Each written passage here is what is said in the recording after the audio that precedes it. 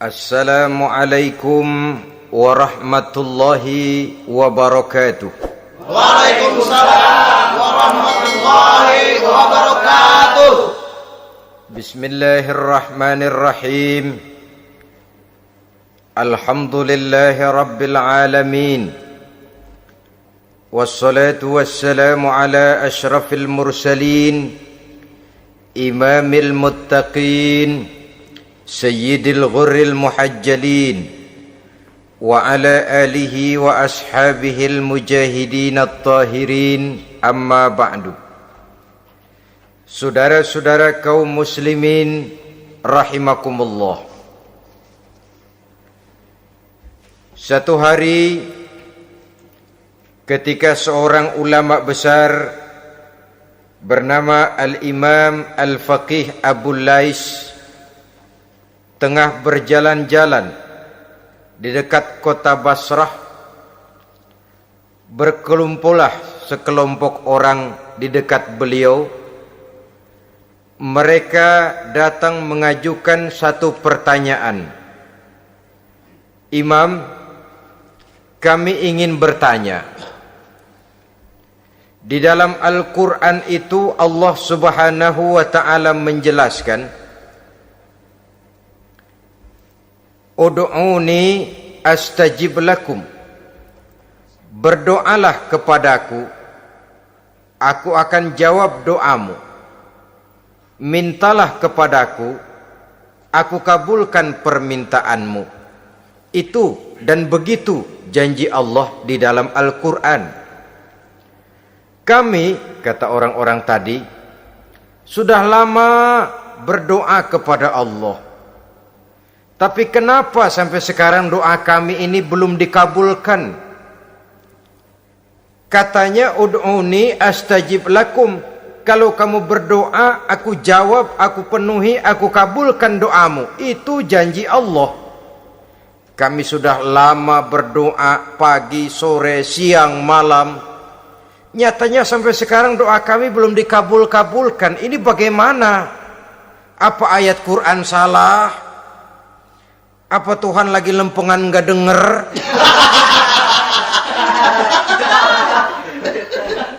Apa doa kami yang terbalik?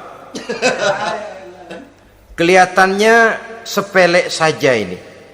Doa tidak didengar oleh Allah.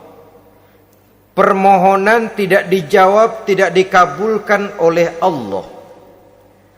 Tapi sebenarnya kalau kita mau merenung, kemalangan apa yang paling besar dalam kehidupan ini selain daripada kalau permohonan dan doa kita sudah tidak dihiraukan oleh Allah? Artinya hidup sudah tidak diopeni oleh Allah.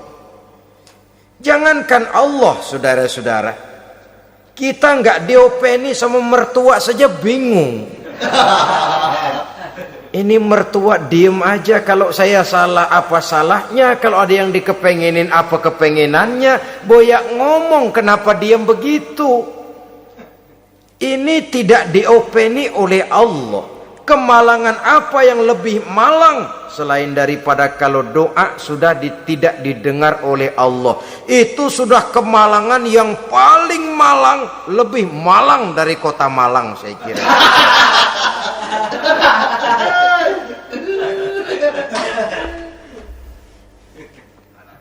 Menghadapi pertanyaan ini, Imam Al-Faqih Abu Lais senyum. Lalu beliau berkata, tuan-tuan, tahu kenapa doa tuan-tuan tidak dijawab, permohonan tidak dikabulkan? Allah sudah tidak memperdulikan tuan-tuan ini.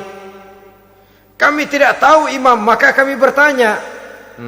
Begini, hati tuan-tuan itu mati. Dari hati yang mati, channel tidak nyambung kepada Allah.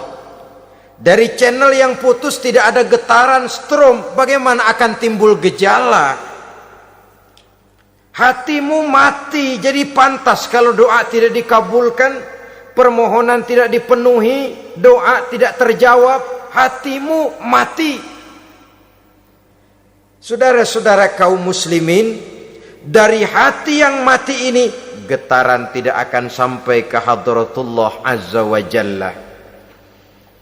Nah, ini juga satu penyakit yang kita sangat khawatirkan, yaitu apabila hati kita sudah mati selagi jasad masih hidup. Artinya, jadilah kita bangkai berjalan di hadapan Allah Subhanahu wa ta'ala. Sementara kita sangat disibukkan dengan menggali berbagai macam jenis obat penangkal penyakit zahir, dan kita kurang perhatian untuk mencari obat penangkal penyakit batin yang kalau diserang penyakitnya menghancurkan kehidupan abadi di akhirat nanti. Perkembangan ilmu kedokteran nyata benar diikuti dengan perkembangan jenis-jenis penyakit. Makin maju ilmu kedokteran, makin modern penyakit. Ngerti juga rupanya itu penyakit. Dulu kita tidak kenal yang namanya AIDS, kita tidak tahu yang namanya liver, kita tidak kenal yang namanya stres, paling yang banyak cika, masuk angin dan sebagainya. Tapi baiklah, penyakit-penyakit batin yang menyebabkan hati menjadi mati, dan dari hati yang mati doa tidak naik, tidak didengarkan oleh Allah Subhanahu wa ta'ala. Nah, kata orang-orang tadi, yang menyebabkan hati kami mati ini apa, Imam? Beliau menjawab, pertama, araftumullaha wa lam tu'tuhu haqqahu. Yang menyebabkan hatimu jadi mati, pertama, kamu kenal benar kepada Allah, tapi haknya untuk disembah, kewajibanmu untuk menyembah, tidak pernah kamu laksanakan. Bagaimana Allah tidak akan jauh dari kita kalau kita tidak akan mengadakan pendekatan kepadanya? Dan pendekatan kepada Allah hanya bisa kita tempuh melalui jalur kegiatan ritual ibadah. Allah akan terlalu jauh apabila kita hanya membicarakannya lewat filsafat dan renungan yang mendalam. Tapi Allah akan dekat dan terasa hadir dalam hidup apabila kita dekati ia dengan pelaksanaan ibadah kepadanya. Kamu kenal Allah, tapi hakmu untuk menyembah, kewajibanmu untuk menyembah, haknya untuk disembah, tidak pernah kamu laksanakan. Kalau soal Allah kita kenal bukan main. Bahkan tidak hanya kita mengajarkan kenal juga kepada anak-anak kita. Kalau ditanya siapa pencipta matahari, bulan dan bintang? Allah. Siapa pencipta lautan, gunung, hutan belantara dan sungai-sungai? Allah. Siapa pencipta bumi, matahari dan sebagainya? Allah. Sembahyang apa enggak? Bagaimana nanti?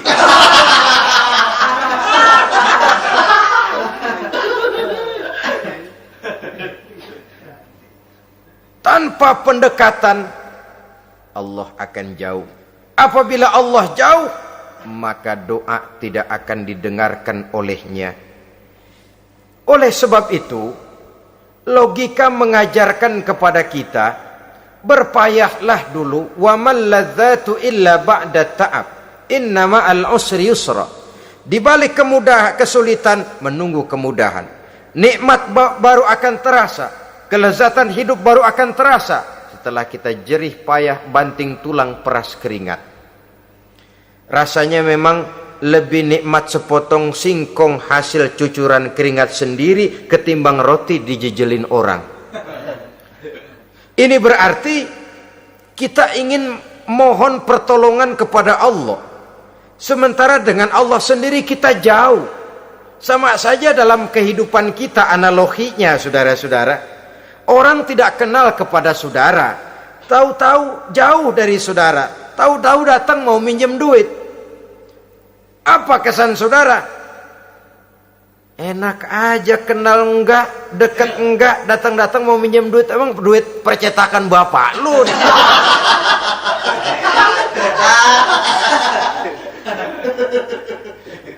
Sedangkan yang kita kenal, sedangkan yang kita bertemu tiap hari, Sedangkan yang sering datang ke tempat kita, kalau satu saat dia pinjam duit, toh kita kadang-kadang masih mikir. Apalagi datang nggak pernah, berkunjung nggak pernah, ngobrol nggak pernah, apalagi kenal juga nggak pernah, datang-datang mau minta. Macam apa? Datang nemuin Tuhan setahun 2 kali, Idul Fitri doang sama Idul Adha. Doa cerewet banget, apa aja diminta. Saudara hadirin, bagaimana doa akan kabul, permohonan akan dijawab? Jikalau kita jauh dari Allah, kita kenal Allah, haknya untuk disembah, kewajibannya untuk menyembah, tidak pernah kita laksanakan. Itu yang menyebabkan hati kita lalu menjadi mati. Padahal mengenal Allah, setelah mengenalnya, mengadakan pendekatan kepadanya melalui ritual ibadah yang dicontohkan oleh Rasulullah Sallallahu Alaihi Wasallam. Ini hal pertama yang menyebabkan hati jadi mati. Kamu terlalu kenal Allah tapi tidak pernah menyembah kepadanya. Sama aja orang kerja kagak, habis bulan mau minta gaji. Karena kita jitak kepalanya. Macam apa? Kerja enggak, tahu-tahu datang mau minta gaji. Kerja dulu yang baik, habis bulan baru enggak diminta pun memang sudah ada jatahnya. Ibadah dulu kita kepada Allah. Soal Allah memberikan karunia kepada kita, itu hak Allah. Apabila kita dekat dengannya, ibadah yang kita laksanakan benar, karunia itu akan datang kepada kita. Saudara-saudara, yang kedua yang menyebabkan hati jadi mati, qara'tumul Qur'an walam ta'malu bih. Kamu baca Al-Qur'an tapi ajarannya tidak pernah kamu amalkan. Kamu baca Quran tapi isinya kamu injak-injak. Sehingga ada peringatan dari Rasul Sallallahu Alaihi Wasallam. Beliau bersabda, "Iza azzamat ummatid dunya wa fi riwayatin dinaran wa dirhaman nuzi'at minha haibatul Islam. Wa iza turikatil amru bil ma'rufi wan nahyu 'anil munkari hurimat 'alaihim barakatul wahyi. Wa iza tasabat ummati saqatat min 'ainillah." 3 peringatan keras tapi yang merupakan gejala penyakit kita umat Islam diperingatkan oleh Nabi kita. Pertama, iza azzamat ummatid dunya, apabila umatku telah terlalu mengagung-agungkan dunia, apabila umatku telah jatuh menjadi umat yang materialistis, segalanya diukur dari sudut keduniaan saja, nuzi'at minha haibatul Islam, maka akan dicabutlah dari mereka kehebatan agama Islam. Hilang kehebatan Islam apabila kita jatuh menjadi umat pengagung dunia, penyembah materi. Nilai kita, keberadaan kita tidak dihargai orang lain. Orang memandang kita remeh saja. Orang Islam gak ada apa-apanya, bayar aja. Bisa dibeli, bisa diatur, bisa dikerjain, garap saja. Nuzi'at minha haibatul Islam, hilang dari mereka kehebatan Islam ini. Kenapa? Mereka telah mengagungkan dunia dan menjadikannya sebagai tujuan. Padahal dunia cuma alat, materi cuma alat, harta cuma alat. Yang kedua, wa iza turikatil amru bil ma'rufi wan nahyu 'anil munkari hurimat 'alaihim barakatul wahyi. Apabila telah ditinggalkan amar ma'ruf dan nahi munkar, maka hilanglah keberkahan wahyu. Ini yang ada hubungannya dengan masalah kita. Kita baca Quran, kita tidak amalkan isinya. Bagaimana hati tidak jadi mati? Amar ma'ruf dan nahi munkar ditinggalkan orang, hilang keberkahan wahyu. Pada saat itu boleh jadi Quran ada, tapi cuma tinggal tulisan saja. Islam ada, cuma tinggal sekedar nama saja. Diseminarkan, disimposiumkan, dimuktamarkan, tapi tidak dijabarkan dalam kehidupan sehari-hari. Apabila amar ma'ruf dan nahi munkar telah ditinggalkan orang, hilang keberkahan Quran itu. Akibatnya apa? Apabila amar ma'ruf tidak lagi digalakkan orang, nahi munkar tidak dilaksanakan orang, lalu orang menilai sesuatu menurut seleranya sendiri. Mana yang ma'ruf, mana yang munkar, tidak ada lagi patokan utama. Kalau baik kata otaknya, dia kerjakan. Tidak baik menurut otaknya, dia tinggalkan. Agamanya adalah otak, berhalanya adalah akal. Akhirnya umat kehilangan pedoman. Tidak lagi jelas mana batas yang ma'ruf, mana batas yang munkar. Dalam kondisi sedemikian, akhirnya akan terjadi penjungkiran nilai. Paling celaka nantinya, yang ma'ruf malah dianggap munkar, yang munkar malah menjadi ma'ruf. Peringatan ketiga dari Nabi, wa iza tasabat ummati saqatat min ainillah. Apabila umatku sudah saling berbantahan, apabila umatku sudah saling caci memaki, saqatat min ainillah, jatuhlah mereka dalam pandangan Allah Subhanahu wa taala. Hilang wibawa umat yang sudah saling mencaci maki, saling menjatuhkan, saling gasak, gesek, gosok. Justru agama menganjurkan kita ini saling asah, asih, asuh. Kadang yang kita praktekkan, kita ini saling gasak. Yang kedua, saling gesek. Yang ketiga, saling gosok. Gasak, gesek, gosok. Kacau kita ini. Saling gasak, menjegal kawan seiring, menggunting dalam lipatan. Saling gosok, fitnah sana, fitnah sini. Saling gesek, sikut kiri, sikut kanan. Tidak peduli orang lain luka dan sebagainya. Yang penting dia bisa nangkring. Jatuh kita dalam pandangan Allah apabila umat sudah saling mencaci maki. Maka kita kembali kepada persoalan, hal kedua yang menyebabkan hati jadi mati, qara'tumul Qur'an walam ta'malu bih. Kita baca Al-Qur'an tapi ajarannya nyaris tidak kita amalkan di dalam kehidupan kita. Akibatnya hati lalu jadi mati. Itu yang kedua. Yang ketiga yang menyebabkan hati jadi mati dan doa tidak terjawab, idda'aitum annakum min ummati Muhammadin sallallahu alaihi wasallam wa lam ta'malu bi sunnatihi. Kamu mengaku, kamu memproklamirkan diri sebagai umatnya Nabi Muhammad, tapi sunnahnya tidak pernah kamu amalkan. Malahan perkembangan paling akhir, bukan saja tidak mau mengamalkan sunnah, malah mengingkari sunnah. Inna lillahi wa inna ilaihi raji'un. Oh, Nabi Muhammad itu manusia biasa seperti kita. Sebagai manusia dia bisa salah. Dan ternyata hadis banyak yang palsu. Yang otentik cuma Quran. Selebihnya adalah sejarah. Tidak ada itu sunnah. Langsung saja kepada Quran. Oh, hadis itu bukan sumber hukum. Oh, tidak perlu mengamalkan sunnah.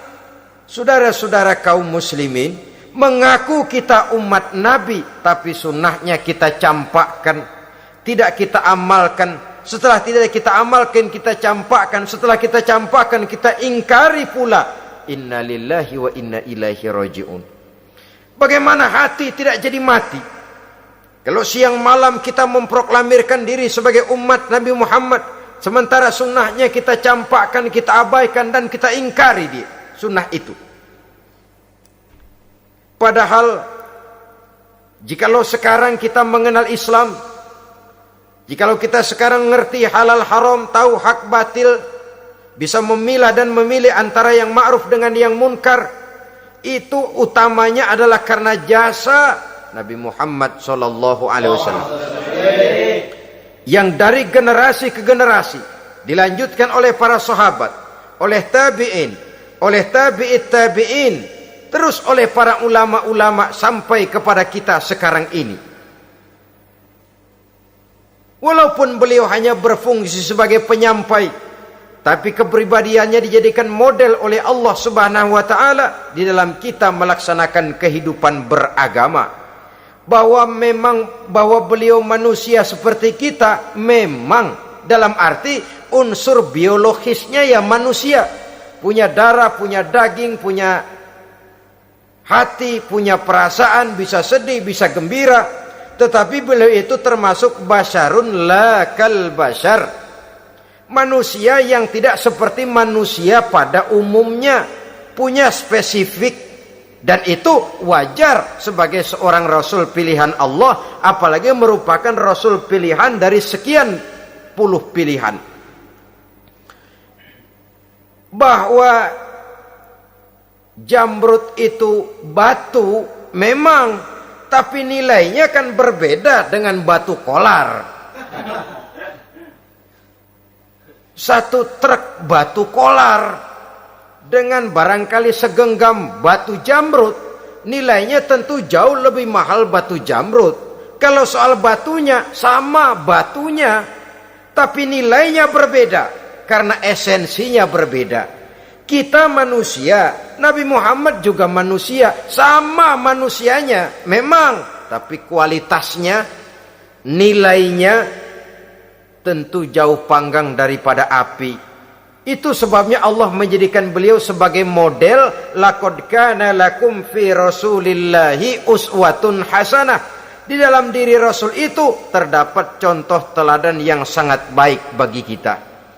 Oleh karenanya, pada pertemuan kali ini, apabila kita konsekuen mengaku umat Nabi Muhammad, marilah konsekuen juga menegakkan sunnahnya. 3. Yang keempat, yang menyebabkan hati jadi mati dan doa tidak terjawab, akaltum ni'mata rabbikum walam tashkurulah.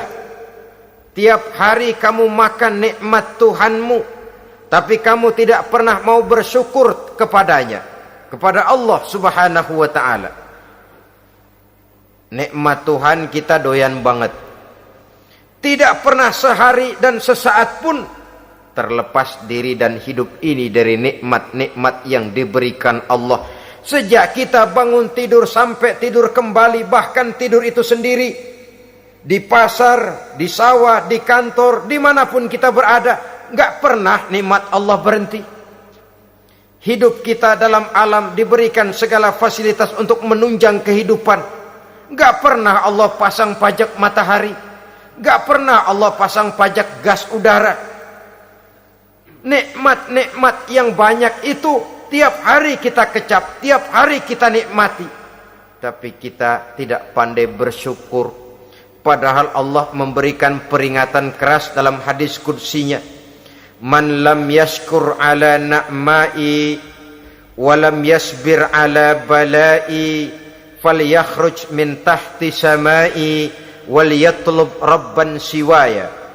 Siapa yang tidak mau bersyukur terhadap nikmat yang aku berikan kepadanya dan tidak mau bersabar terhadap ujian yang aku berikan kepadanya, silahkan keluar saja dari kolong langit ini dan cari Tuhan selain aku. Diusir oleh Allah. Kalau orang tidak mau bersyukur terhadap nikmat yang aku berikan dan tidak mau bersabar terhadap ujian yang aku timpakan, keluar dari kolong langitku, keluar, cari Tuhan selain aku. Diusir. Lah yang ngusir Allah. Anak sekarang bilang mau ke Menong.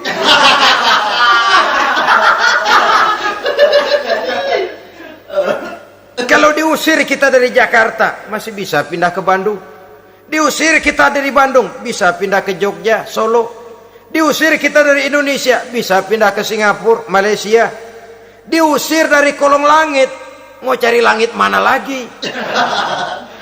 Kalau kau tidak mau mensyukuri nikmatku, tidak sabar terhadap ujian yang aku berikan kepadamu, keluar saja, keluar dari kolong langitku ini, cari Tuhan selain aku. Kalau istilah kita mah Tuhan udah jengkel banget udah itu. Nikmatku, yang nikmat yang aku berikan kau makan, tapi kepadaku engkau tidak pernah mau bersyukur. Saudara-saudara kaum muslimin rahimakumullah, wajar. Kita dulunya tidak ada, sekarang ada, nikmat. Susunan biologis manusiawi kita demikian cantik, nikmat. Tinggal di bumi, fasilitas yang kita perlukan disediakan, tinggal kemampuan kita mengelolanya, nikmat. Diberikan kita otak yang membedakan kita dengan binatang, nikmat. Diberikan kita agama, diutus para rasul untuk jadi model dalam kehidupan kita, nikmat. Kalau cara kita, emang kurang apa sih? Apa yang kurang, hai manusia? Engkau tidak ada, aku adakan. Kalau aku perintahkan kau tinggal di bulan, mungkin kau tidak akan sanggup hidup. Begitu lahir juga kelepek-kelepek habis. Ya nggak ada HO2 toh di bulan, mau ngisap apa? Aku tinggalkan kau, aku perintahkan tinggal di permukaan bumi. Alamnya indah, fasilitas serba menunjang. Nikmati semuanya, semuanya untuk kamu, semuanya. Satu pintaku, syukuri nikmat yang aku berikan kepadamu. Ya bukan cuma syukur dalam ucapan, syukur dalam perbuatan. Banyak nikmat yang diterima, makin banyak dia sujud, makin banyak dia ruku, makin banyak dia mengadakan pendekatan kepada Allah. Syukur dalam artian berupa tindakan dan perbuatan, mempergunakan nikmat sesuai dengan kehendak yang memberikan nikmat itu sendiri kepada kita. Saudara-saudara kaum muslimin rahimakumullah, ini penyakit yang keempat. Kamu makan nikmat Tuhanmu, tapi kamu tidak pernah pandai bersyukur kepadanya, mensyukuri nikmat yang diberikan tadi. Bagaimana hati tidak jadi mati? Kita sibuk mempersolek jasmani, mencari obat penangkal penyakit zahir. Maka yang ramai di zaman sekarang, saudara lihat, salon, fitness, senam, macam-macam jenis. Tidak ada salahnya dan tidak ada jeleknya. Tapi kalau itu sampai melupakan kita kepada memperindah batin, memperbaiki jiwa, artinya bukankah kita perlahan tapi mempersiapkan diri menjadi bangkai berjalan di hadapan Allah? Dengan operasi plastik, yang pesek jadi mancung, yang sipit jadi belok, kulit keriput jadi kencang, pipi terlalu cekung bisa diatur. Saudara-saudara, tapi kalau hati yang rusak, jiwa yang rusak, kemana lagi kita akan berobat kalau bukan kepada agama? Maka hati itu jadi mati apabila kita selalu memakan nikmat Allah dan tidak pandai mensyukuri nikmat itu. Dari hati yang mati tidak akan ada getarannya. Oleh sebab itu doa tidak terjawab.